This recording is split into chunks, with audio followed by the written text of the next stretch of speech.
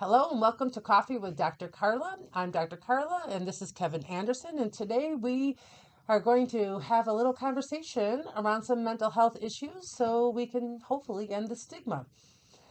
So today's topic is about boundaries, and I will tell you that I think every time I mention boundaries to a client, I think they look at me like I'm crazy, or they tell me that I'm just being mean. And so I'm just curious, what has your experience been with boundaries? So boundaries, I think we all learn a little bit about it as we're growing up, where our parents are kind of defining that for us in the beginning.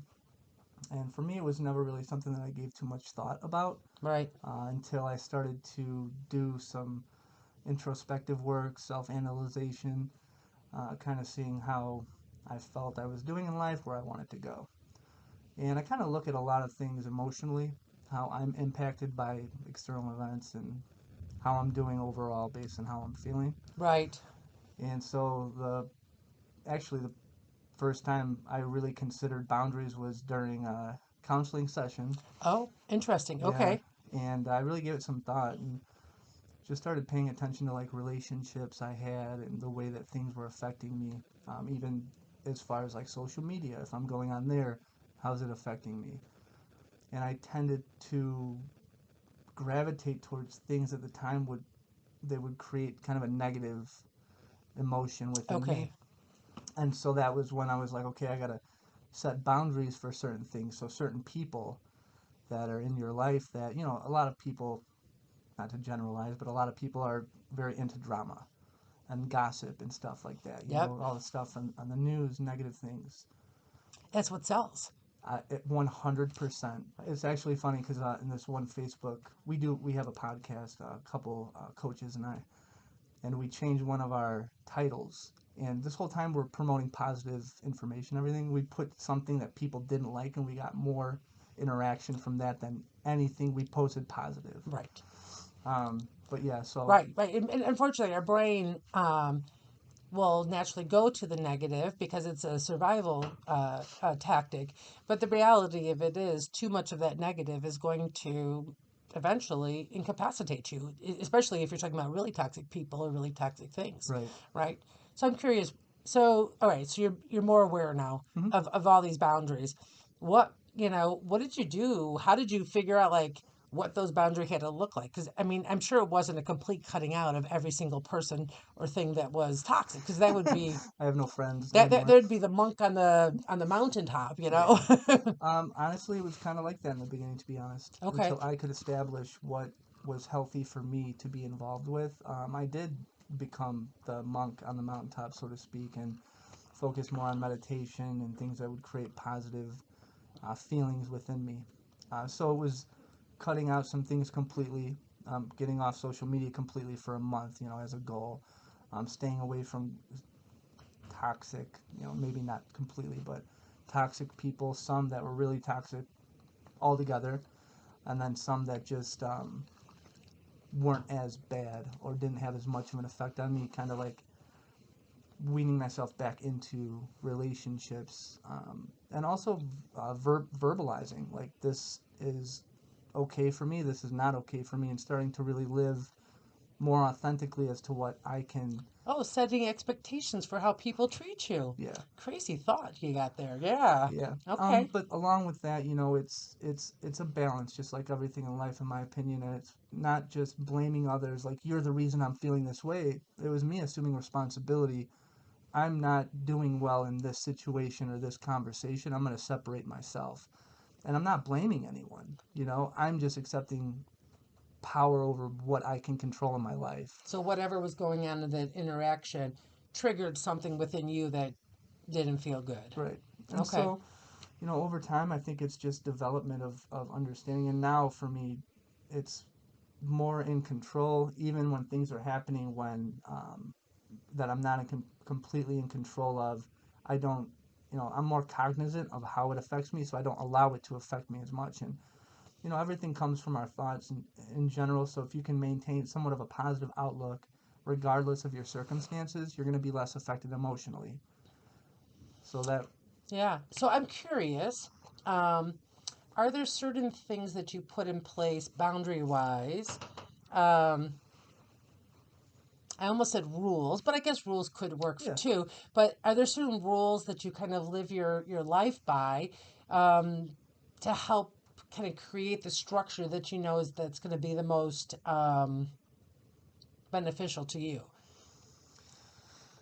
Um, yeah, every day I have a vision for how I want my day to go, and not so much rules in the sense of like if, because I think what happens is we create this structure for ourselves to an extent, and a lot of people like me, we come down on ourselves really hard if we don't accomplish something that we want to or we set out to. Right. Okay. So a lot of it's been about having a vision for what I do want, trying to follow along, but accepting compassionately if Ha! I Yeah. don't Okay. follow through completely. Because I'm human, we're all human. I think the point's just to do the best that we can, and be compassionate. We're always typically compassionate towards everyone else, but More when you so than can we are to ourselves, for sure. exactly when you Yeah. can turn that inward, it kind of takes the pressure off, and understanding that we cycle, human beings cycle. You're not going to be perfect. Yeah. So I think along with that, and those were the main rules, is like be compassionate, be understanding, be grateful. Developing that relationship with myself was a big thing. As far as boundaries, I mean, like I said, it in the beginning, it was if it was something that really impacted me negatively, if I would come out of a situation or a conversation or something, the majority of the times feeling worse than I went into it, Yeah. it was like cut that out until I built some strength within me through meditation. Um, Poetry was big for me, journaling, gratitude work, stuff like that. Or some parameters in which to engage with that situation or person again. Yeah, and then also, when you can communicate clearly with someone and not make yourself the victim by blaming them for how you feel, you can let people know, especially if they love you and you love them, I don't want to talk about things like this. Yeah. Like, this is not what I want to engage in. And the people that care about you will respect that. And although it can sometimes be second nature for people to bring up certain things, when you just don't respond, I think they remember, oh, you know what, this is Right. not what we're going to engage in, type of thing. So, like many, many decades before, when I first started off in my other career, um, so I was like in my, early 20s, teaching. I remember my supervisor said to all of us, so the way it was set up was we were part of a co-op. So we were teaching in different schools. So our supervisor wasn't the principal. So she was supervising people at a bunch of different schools. And she said, look, I know that you can't call me or engage in any sort of conversation during the school day because you're busy with the kids, but after school is fine.